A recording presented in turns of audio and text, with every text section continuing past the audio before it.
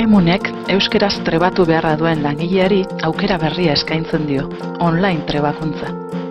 Moodleen bidez, ikaslea, dakienetik abiatuta, komunitate bateko kide izango da. Bertan, bere lan esparruko beste ikaskide batzuekin ezagutzak konpartituz ikasiko du. Ikaslea izango da protagonista, baina irakaslea izango du bidelagun.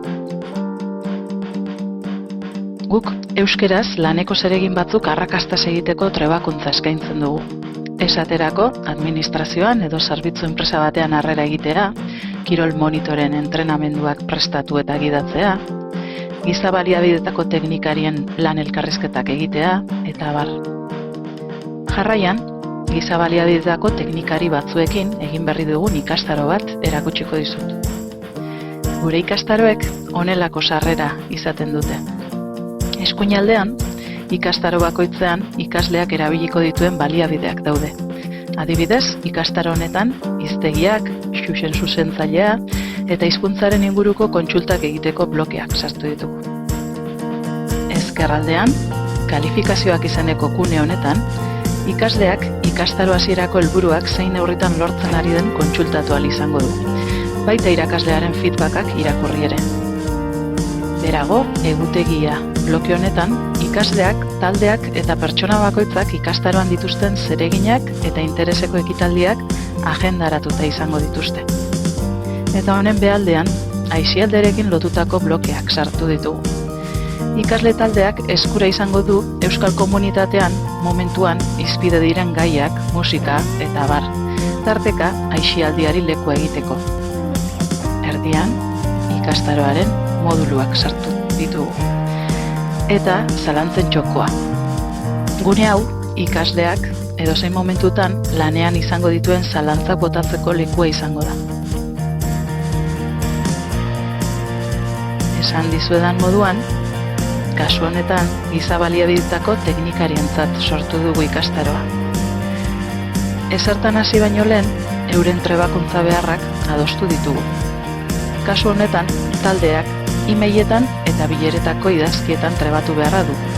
Horretarako atal batzuk sortu ditugu eta horrekin batera berariazko lexikoa eta lanerako baliabideak lantzen joan gara. Atal bakoitzean askotariko ariketak sortu ditugu. Elkarrekin komunikatzeko foroak, galdetegiak, hot potatoes ariketa arinak, txatak, ezagutza pilulak eta abar. Ikus dezagun ikastaro honetarako sortu dugun pilula bat.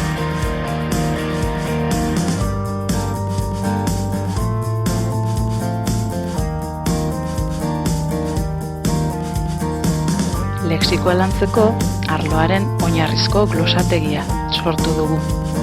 Eta ikasleekin batera osatzen joan gara. Ona!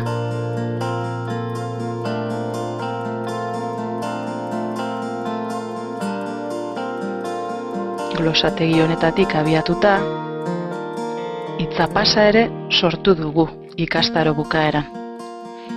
Honekin, arloko hitz nagusiak barneratu dituzte ikasleek.